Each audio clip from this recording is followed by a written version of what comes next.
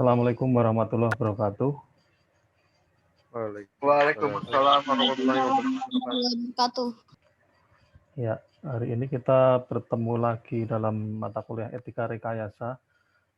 Saya mengingatkan kepada mahasiswa untuk jangan lupa untuk absen ya melalui komentar di portal ya. Di portal karena sekarang sudah mulai aktif ininya fitur dari absensi melalui portal seperti halnya semester lalu. Jadi yang pertemuan sebelumnya meskipun sudah saya absenkan silakan absen isi saja pertemuan 1 sampai dengan sekarang gitu. Baik, saya akan memulai dengan share screen materi yang akan saya sampaikan. Hari ini kita membahas mengenai etika lingkungan. Ya, saya off-kan dulu saja kameranya biar lebih optimal bandwidth-nya. Ya, udah kelihatan ya. Mana nih share screen-nya nih? PowerPoint, slideshow-nya kok nggak ada. Agak lama ya.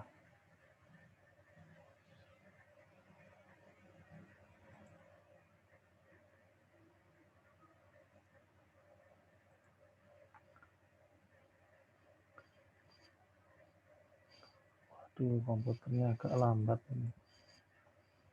Bentar ya. Di Zoom aja Pak, nggak apa-apa Pak. Iya, oke. Ini masalahnya juga di Zoom juga nggak bisa. Oh. Saya ambilkan yang versi PDF saja kalau gitu.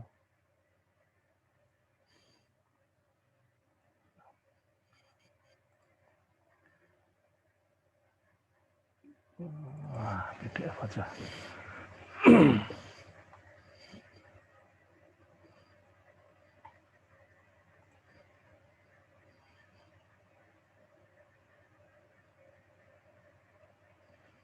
Oke.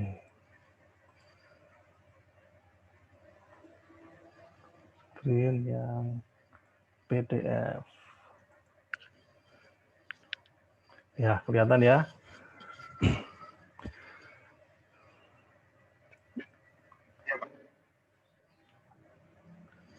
Ya, jadi engineer atau rekayasawan ya, atau orang yang bergerak di bidang teknik ya, insinyur dan sebagainya, maka kita harus peduli dengan yang namanya lingkungan gitu ya.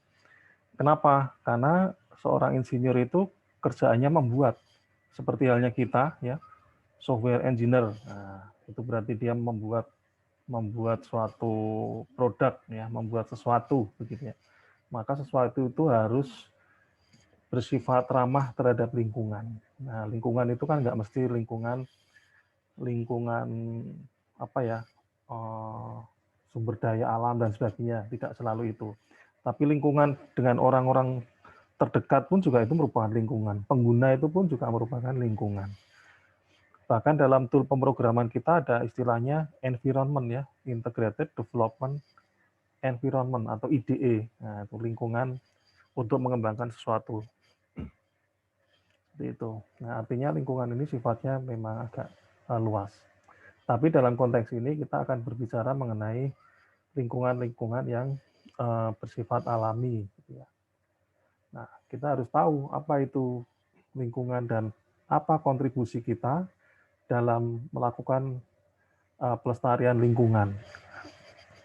Nah, lingkungan sendiri dari kata environment ya, etika ya, kita mulai dari kata etika. Dari kata etos atau kebiasaan ya, adat istiadat gitu. Ada 3 teori pengertian etika, yaitu etika deontologi, jadi tindakan dinilai baik atau buruk berdasarkan apakah tindakan itu sesuai atau tidak dengan kewajiban. Kemudian ada juga etika teologi, baik buruknya berdasarkan tujuan atau akibat dari suatu tindakan. Dan etika keutamaan, ya, jadi pengembangan karakter moral pada diri setiap orang. Nah, ini maksud dari lingkungan adalah segala sesuatu yang ada di sekitar manusia yang mempengaruhi kelangsungan kehidupan kesejahteraan manusia dan makhluk hidup lain secara langsung maupun tidak langsung. Kemudian etika lingkungan ini akan memberikan petunjuk, ya, orientasi dan arah bagaimana hidup secara lebih baik sebagai manusia. Gitu.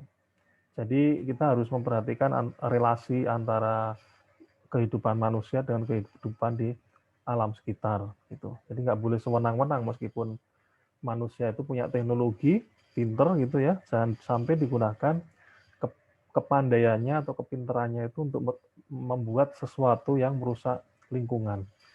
Misalnya Anda ahli nuklir ya, membuat pembangkit tenaga nuklir.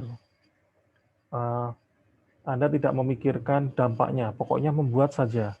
Tidak memikirkan ini kalau rusak bagaimana, kemudian kalau ada kebocoran radiasi apa yang harus dilakukan dan sebagainya. Anda tidak berpikir ke arah sana.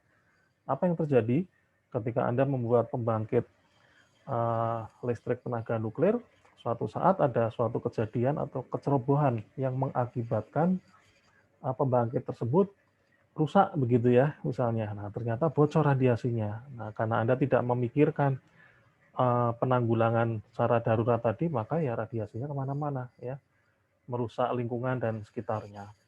Gitu. Ya, itu secara mudahnya. Terus hubungannya dengan ilmu komputer apa? Anda pinter di bidang jaringan komputer, ternyata Anda membuat suatu alat atau suatu teknologi tertentu yang bisa menghubungkan komputer yang satu dengan komputer yang lain untuk berkomunikasi. Nah, bagus ya idenya ya, membantu orang atau mempermudah kehidupan dengan membuat teknologi jaringan komputer. Tetapi ternyata Anda tidak memiliki moral atau etika. Ternyata programnya disisipkan, program virus, sehingga komputer yang saling terhubung itu akan saling mengirim data, baik data yang pribadi maupun yang non-pribadi, baik yang bersifat diizinkan di-share ataupun tidak diizinkan share oleh pengguna ya ke suatu server tertentu. Nah, ini tentu tidak sesuai dengan etika ya. Meskipun user itu nggak tahu ketika menginstal suatu program nggak tahu, wih ada program bagus nih misalnya untuk menghubungkan komputer satu ke komputer yang lain sehingga saya bisa transfer file dengan mudah ya. Ternyata di dalamnya disisipin atau Anda membuat program tersebut disisipkan suatu virus ya atau worm seperti itu. Nah ini nggak boleh ya. Nah, disinilah pentingnya suatu moral atau etik dalam pembuatan sesuatu hal begitu. Jadi hal-hal seperti ini pun juga merupakan etika ini merupakan suatu menjadi diskusi di dunia ilmu pengetahuan juga ya.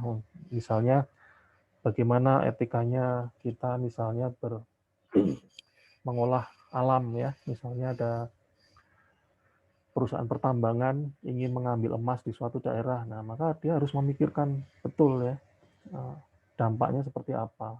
Dampak tidak hanya dampak terhadap alam tersebut, tapi terhadap manusia yang tinggal di sekitar tersebut.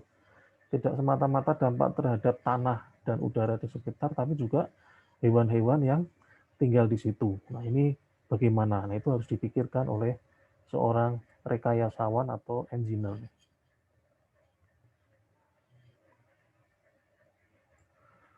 Nah, mengapa perlu etika lingkungan? Nah, karena manusia ini merupakan bagian dari lingkungan ya. Ya, karena hidup di lingkungan ya otomatis manusia itu memang dekat dengan lingkungan. Mau nggak mau ya, ekosistemnya ada di situ. Jadi harus saling membutuhkan gitu ya. Saling memberi dan menerima dan saling menjaga. Itu simbiosis mutualisme. Kemudian lingkungan itu terbatas ya. Nah, di poin C, lingkungan itu terbatas meskipun itu dapat dikembangbiakkan. Nah, dalam konteksnya tentu cukup berbeda meskipun misalnya pohon misalnya.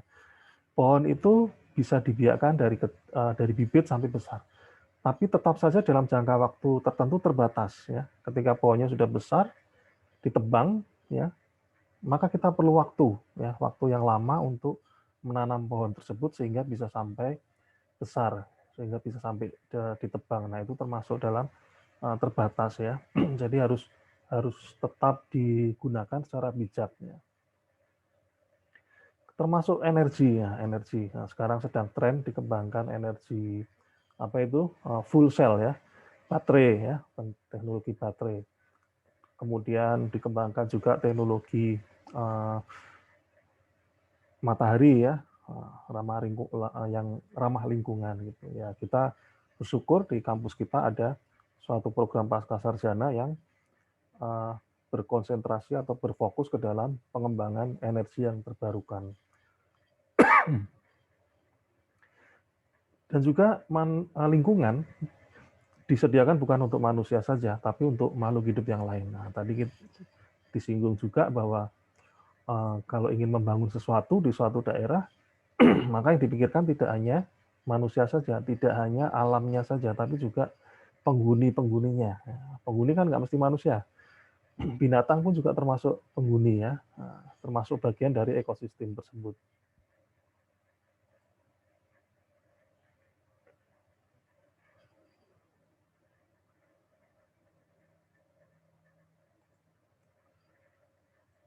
Kemudian jenis etika lingkungan. Nah, etika lingkungan ini disebut juga etika ekologi, ya. Dibedakan menjadi dua, yaitu etika ekologi dalam dan etika ekologi dangkal. Ya. Etika lingkungan juga dibedakan lagi sebagai etika pelestarian dan etika pemeliharaan. Nah, etika pelestarian itu menekankan kepada bagaimana cara kita mengusahakan pelestarian alam untuk kepentingan manusia. Jadi dilestarikan ya, penggunaannya yang tidak boleh berlebihan ya, secukupnya saja. Gitu. Kemudian etika pemeliharaan dimaksudkan untuk mendukung usaha pemeliharaan lingkungan untuk kepentingan semua makhluk.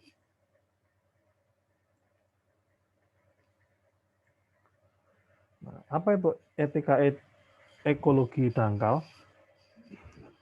Ini merupakan pendekatan terhadap lingkungan yang menekankan bahwa lingkungan sebagai sarana untuk kepentingan manusia yang bersifat antroposentris. Kebanyakan para ahli lingkungan ini memiliki pandangan bahwa alam hanya bertujuan untuk memenuhi kebutuhan hidup manusia.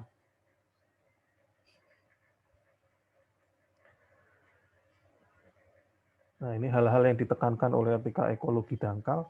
Manusia terpisah dari alam, kemudian mengutamakan hak-hak manusia atas alam, tapi tidak menekankan tanggung jawab manusia, mengutamakan perasaan manusia sebagai pusat keprihatinan, kemudian norma utamanya untung rugi ya, pemecahan krisis dan seperti itu. Dan pemecahan krisis ekologi. Nah, ini lebih banyak berpusat kepada penggunaan alam oleh manusia ya.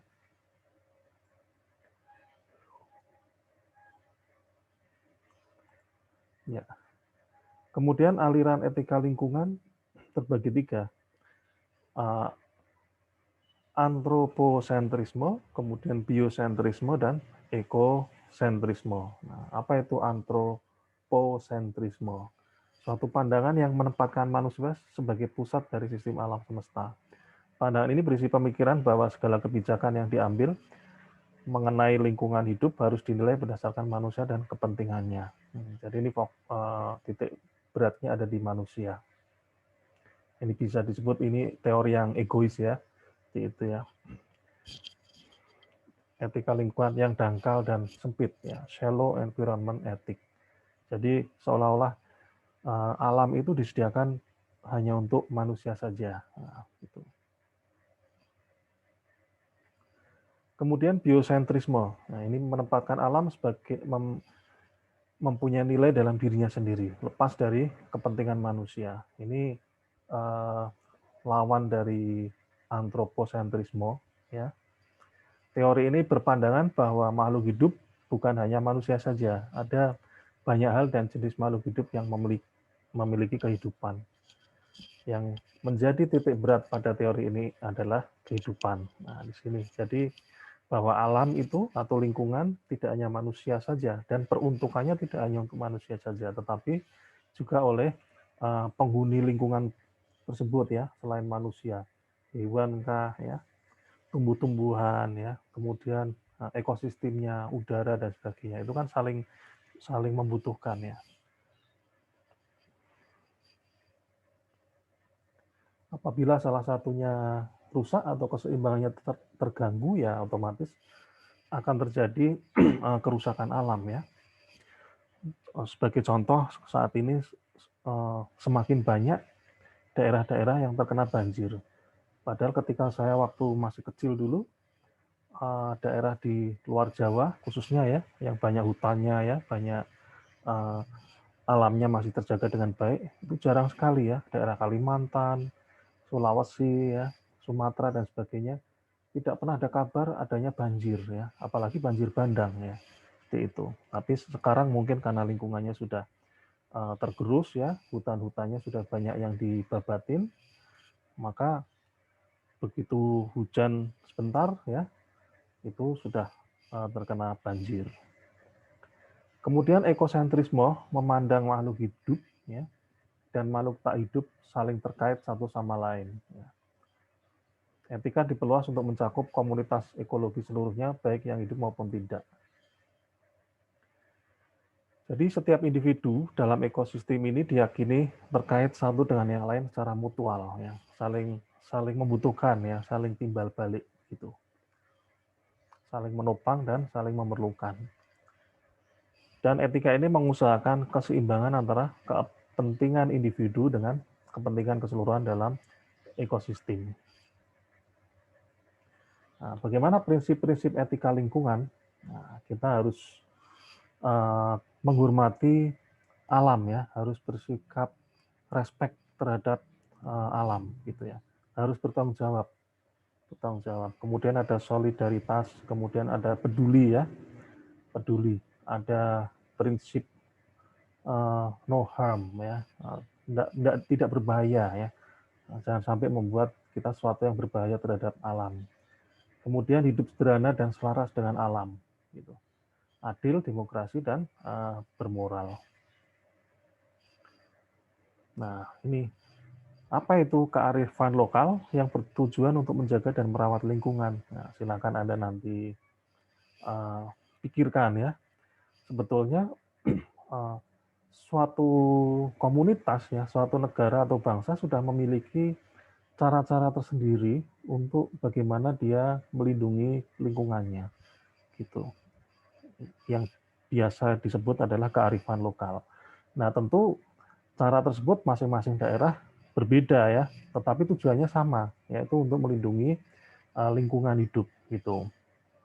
Nah, silahkan nanti dipikirkan kira-kira apa ya kearifan lokal yang tujuannya untuk menjaga dan merawat lingkungan. Nah, misalnya di Jawa Tengah ada tradisi apa ya, atau ada adat yang bagaimana ya. Kemudian kalau di Kalimantan di suatu daerah kira-kira adat istiadatnya bagaimana untuk menjaga kelangsungan lingkungan hidup seperti itu. Bisa jadi boleh juga di negara lain misalnya, di negara tertentu ada cara-cara yang unik untuk menjaga agar lingkungannya tetap sustainable ya, tetap terawat. Nah, silahkan kalau ada yang pertanyaan boleh di chat. Akan saya lanjutkan ke materi green computing.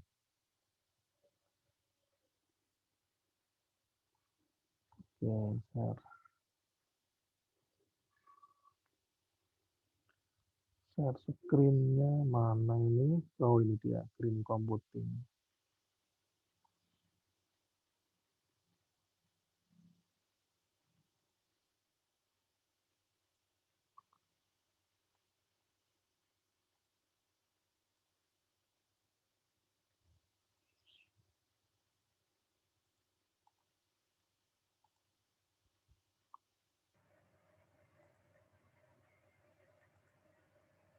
Ya, nah Ini masih melanjutkan materi yang tadi ya, mengenai etika lingkungan. Bagaimana peran bidang teknologi informasi atau ilmu komputer ya, atau hal-hal yang bersifat komputasi atau orang yang menggunakan teknologi komputasi. Nah, maka dikenal konsep yang namanya green computing.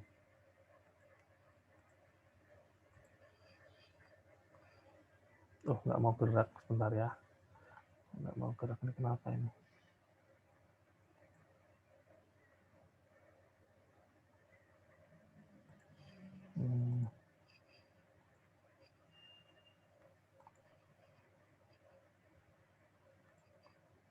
Kita buka yang PDF.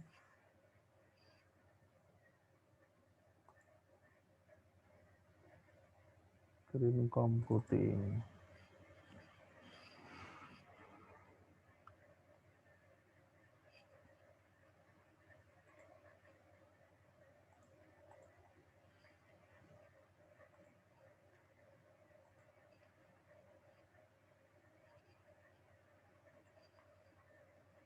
Ya, nah, kelihatan ya. Apa peran yang bisa kita lakukan sebagai mahasiswa ilmu komputer atau teknologi informasi untuk menjaga kelangsungan hidup lingkungan gitu ya.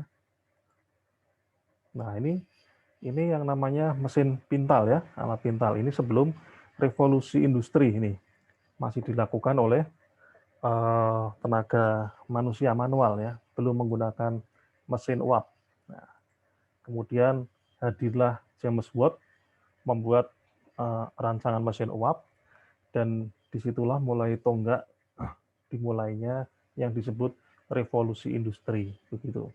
Nah, ini ada ilustrasi kereta kuda dengan kereta api ya, yang satu menggunakan tenaga kuda hewan, yang satunya lagi menggunakan tenaga uap ya.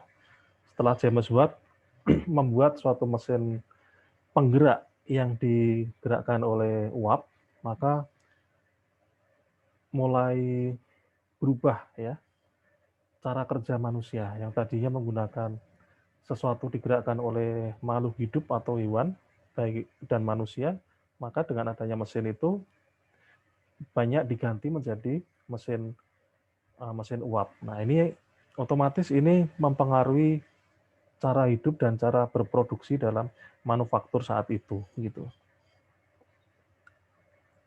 Nah, tetapi efeknya apa? Efeknya seperti ini ya. Polusi di mana-mana ya. Waktu itu mungkin belum terlalu dipikirkan efeknya karena orang masih begitu senang ya dengan penemuan mesin tersebut. Wah, luar biasa nih, ada mesin yang membuat kita menjadi lebih cepat bekerja, kemudian lebih murah dan sebagainya. Itu. Tapi dampaknya belum begitu dipikirkan. Nah, seperti ini kira-kira ilustrasi dampak polusinya. Nah, otomatis dari revolusi industri ini merubah paradigmanya ya. Dari energi yang digerakkan oleh hewan berubah atau beralih menjadi energi yang digerakkan oleh bahan bakar fosil. Kemudian ekonomi pun juga berubah dari yang agraria ke industri gitu. Dari yang pertanian ke industri karena memang kebutuhan untuk membuat sesuatu barang di industri cukup besar. Kemudian perkembangan produksi juga tinggi ya karena sudah menggunakan mesin-mesin gitu ya, jadi lebih cepat ya. Secara skala juga lebih besar. Kemudian pertumbuhan penduduk beralih dari desa ke kota.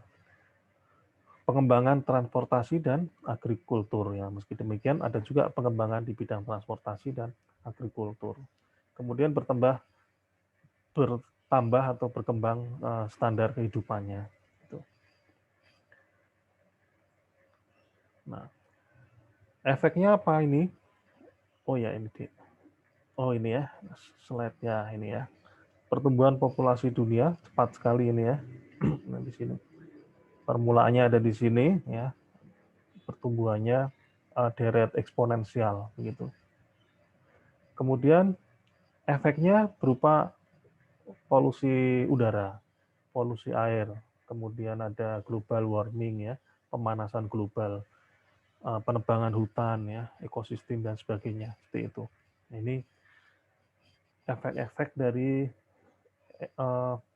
industri, ya.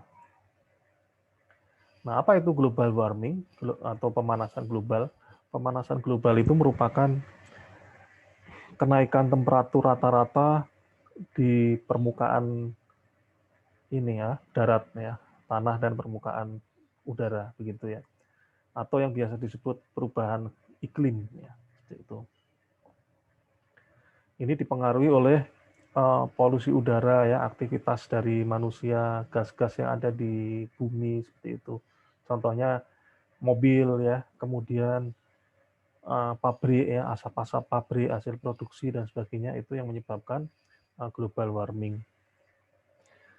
Global warming itu menimbulkan efek greenhouse effect, ya, rumah hijau, nah, efek rumah hijau. Nah, ini bukan terus rumah hijau menyebabkan ini, tidak, ya, tapi maksudnya adalah efek rumah hijau itu seolah-olah seperti halnya di dalam rumah kaca, begitu, ya. Greenhouse itu rumah kaca. Jadi 30% panas itu dipantulkan, kemudian 25% diserap oleh atmosfer dan 45% diserap oleh tanah dan laut, gitu. Sehingga permukaan bumi kita menjadi lebih hangat, gitu.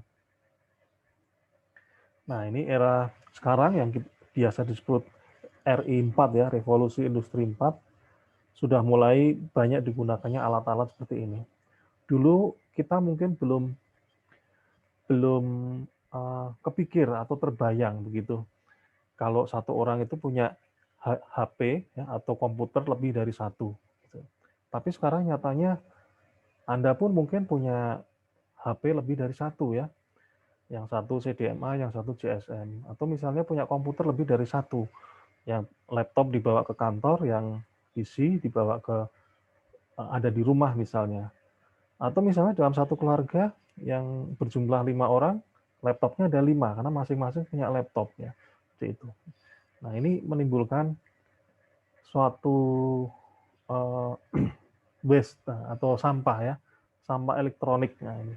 Nah, dulu kita belum pernah berpikir bahwa sampah kok bentuknya seperti ini, ya, canggih banget begitu, ya. Zaman waktu saya kuliah tahun 90-an, keyboard dibuang aja rasanya sudah, melihat ada keyboard di tempat sampah luar biasa banget gitu. Tapi sekarang Anda mungkin punya beberapa HP yang rusak di rumah, misalnya nggak dipakai, ya, mau dibuang sayang, mau dijual juga nggak bisa, ya, karena udah rusak. Ya mau nggak mau ya sudah jadi sampah itu, ya. Nah, makanya oleh karena itu itulah pentingnya konsep green computing, ya. Jadi ini suatu cara bagaimana mengatasi dampak lingkungan yang ditimbulkan oleh alat-alat elektronik. Nah, kenapa kita perlu adanya konsep green computing? Karena kesadaran pertumbuhan lingkungan, ya, lingkungan publik, ya. Kemudian efek terhadap lingkungan dan efek terhadap masyarakat, terutama kesehatan, ya. Gitu.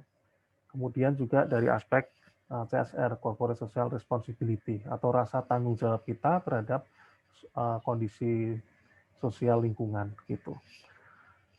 Nah, coba silakan nanti Anda mencari suatu artikel, atau artikel ilmiah tentang adakah dampak negatif penggunaan HP yang terus-menerus, ya. Kalau dulu kan rame terhadap apa itu kanker otak, ya, kalau misalnya karena pakai HP. Ternyata tapi orang sekarang juga pinter-pinter, ya, nggak usah saya dekatkan, saya pakai headset aja. Nah, seperti itu. Nah, kira-kira ada nggak efeknya terhadap kesehatan misalnya?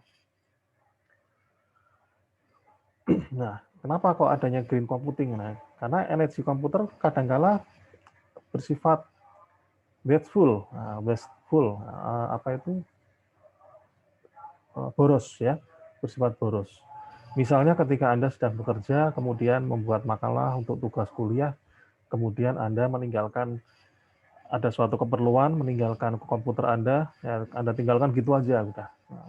Maka itu monitornya tetap menyala, ya, komputernya tetap menyala.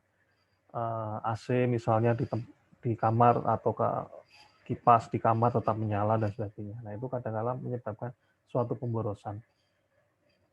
Kemudian cetak, cetak ya, mencetak kertas misalnya. Nah, ini kadang-kala itu juga merupakan hal yang boros karena ketika sudah dicetak mau diapakan lagi, gitu ya, seperti itu. Mungkin Anda pernah mengalami ya, Anda datang ke suatu kantor di pemerintahan untuk mengurus suatu perizinan, kemudian mengisi formulir perizinan ya, berisi data Anda sesuai dengan KTP. Setelah itu diberikan ke bagian registrasi. Setelah itu oleh bagian registrasi diinputkan ke dalam komputer. Setelah itu kertas yang sudah Anda isikan dibuang. Nah, ini kan boros ya. Seperti itu. Nah, bagaimana supaya tidak boros? Nah, silahkan kita pikirkan. Ini mencetak.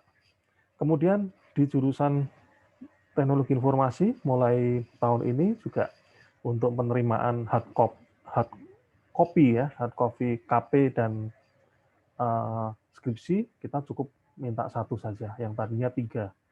Yang lain digantikan apa? Digantikan soft copy. Nah, itu salah satu bentuk upaya kita untuk mengurangi sesuatu yang bersifat boros. Nah, kalau bisa paperless, Anda menerima notifikasi pembayaran telepon lewat email, menerima notifikasi pembayaran dari GoPay ya atau Tokopedia dan sebagainya melalui email. Ini sudah merupakan salah satu bentuk paperless ya. Kita bangun suatu komunitas yang bersifat paperless, tetapi dokumentasinya atau historisnya harus tetap tersimpan ya, karena bagaimanapun juga itu merupakan bukti ya, bukti yang sah. Kemudian polusi yang disebabkan oleh packaging, kemudian cara manufacturing, cara membuat sesuatu ya, manufacturing teknik. Ya, siapa tahu membuat webcam ternyata dengan cara-cara yang tidak ramah lingkungan. Atau misalnya disposal of computer and component. Nah, disposal ini yang sudah terbuang gitu ya, monitor yang sudah rusak dibuang ya, mouse yang sudah rusak dibuang, yang harus dibuang, cartridge, printer dan sebagainya. Nah, seperti itu. Toxicity, ya, ini yang mengandung racun ya, seperti itu. Nah, ini juga harus hati-hati penanganannya, karena kadang-kala di komponen-komponen dalam barang-barang elektronik pun juga mengandung racun begitu. Ini kalau dibuang sembarangan, maka akan mengakibatkan bahaya terhadap rantai makanan dan air. Nah, ini contohnya. Ini tumpukan dari sampah-sampah apa itu? CRT ya. CRT itu apa sih? Cathode ray tube. Nah, ini monitor zaman dulu ya, menggunakan teknologi CRT. Nah, kalau sekarang rata-rata sudah menggunakan teknologi LCD atau LED, sehingga jauh lebih ramah lingkungan.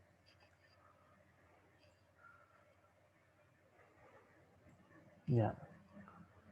Nah, ini contoh saja bahwa dalam CRT itu isinya seperti ini ya. LCD sekalipun isinya ada merkuri, kemudian ada timbal, lead ini timbal ya. Zinc itu apa ya? Seng ya. Kemudian, nah ini bahan-bahan ini yang berbahaya terhadap lingkungan. Gitu.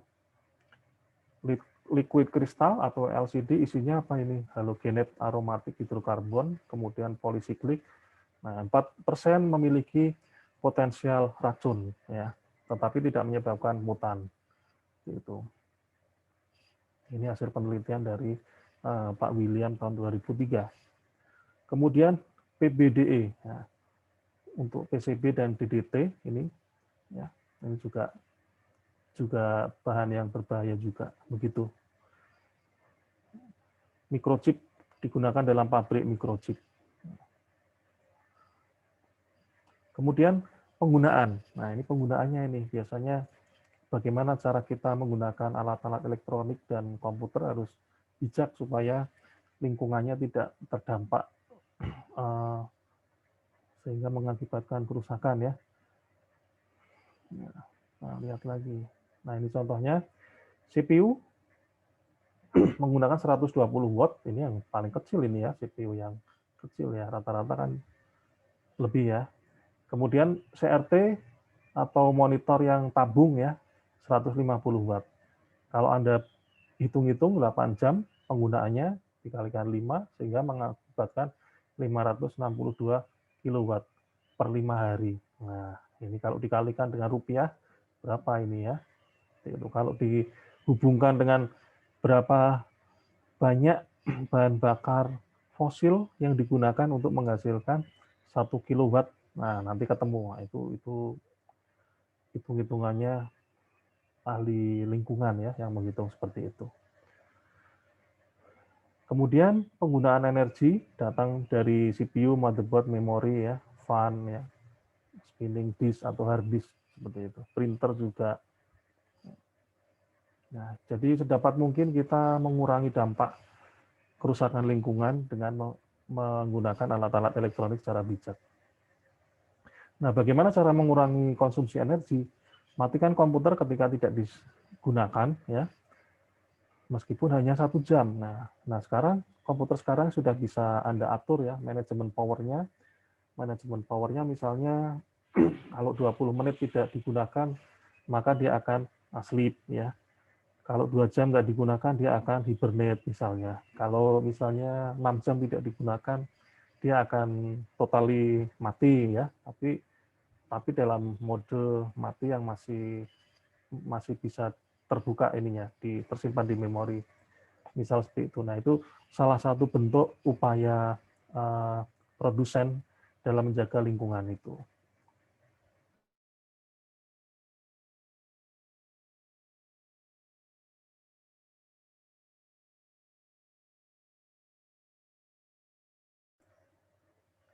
Terputus ya tadi ya. Oke, kita lanjutkan. Saya share lagi.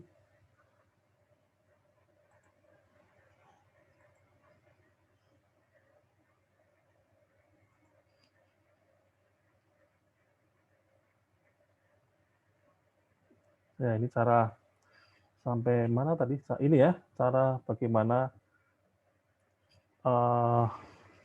produsen alat-alat mengurangi dampak terhadap lingkungan ya, efek lingkungan. Kemudian bagaimana cara penanganan sampah elektronik, ini juga perlu dipikirkan ya. Short product life ekspektasi ya, harapannya umur produknya kalau bisa ya lebih gitu ya, lebih lama begitu supaya tidak sering-sering ganti ya, itu salah satu bentuk untuk mengurangi sampah elektronik. Dan untuk komputer misalnya itu rata-rata ya idealnya sekitar 5 tahun. Jadi kalau Anda sudah punya komputer yang usianya 5 tahun ya bisa ganti ya, di samping dari sisi kekuatan alat tersebut juga teknologinya. Teknologi kalau sudah lama kan juga akan ketinggalan speknya dengan software-software yang ada saat ini. Kemudian resiko kesehatan, kemudian ini toksik tadi ya, atau racun. Ya, di beberapa daerah ada juga yang mengolah limbah elektronik yang mereka ambil sesuatu yang berharga di dalamnya. Suatu misal ini ya, ini ada monitor CRT diambil kumparannya, karena ini merupakan tembaga lumayan kalau dijual begitu. Kemudian ada juga yang mengekstrak motherboard atau mikroprosesor dari komputer, karena kalau dalam sekian ratus kilo dia akan terekstrak menjadi sekian kilo emas begitu. Karena memang komponen-komponennya ada juga yang menggunakan emas ya. Ya, ini banyak ya. Landfill ini pembuangan ya, tempat pembuangan.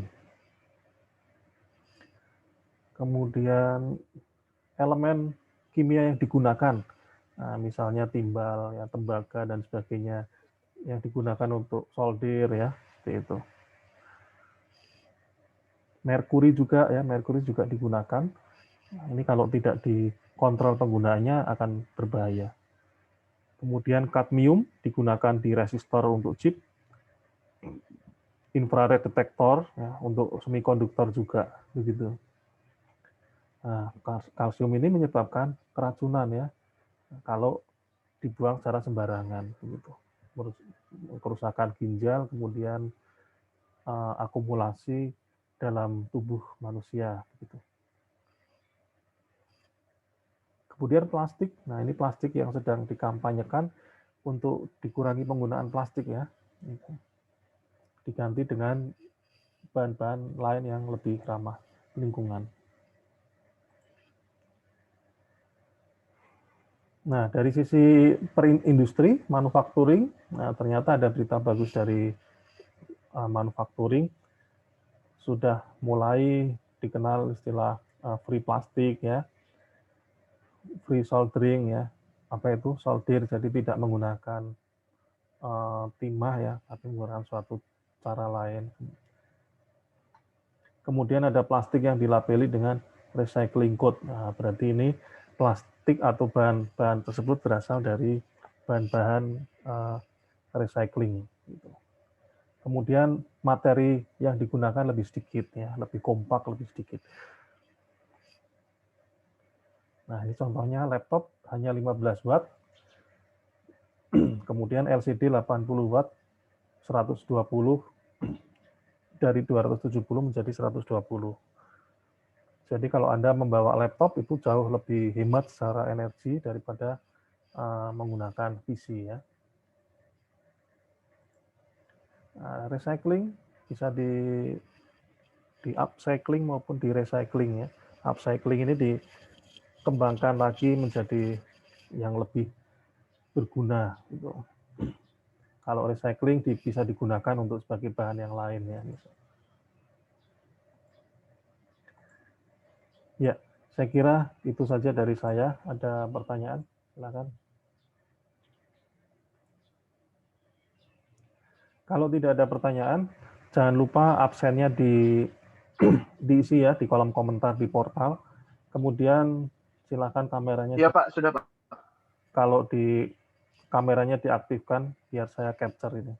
Oh, hadir semua ya, ada 35 ini. Tumben ini hadir semua.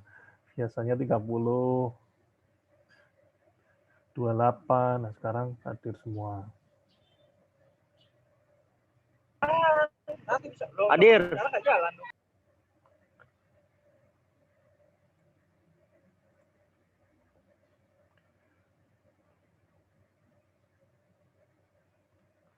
Ada 2 page ya. Page 1, oke, saya capture.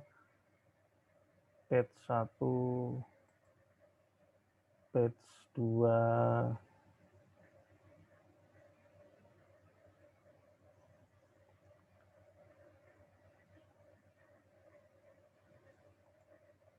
ya.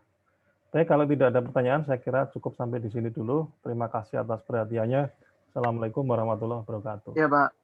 Waalaikumsalam warahmatullahi wabarakatuh Pak. Terima kasih Pak. Waalaikumsalam warahmatullahi wabarakatuh.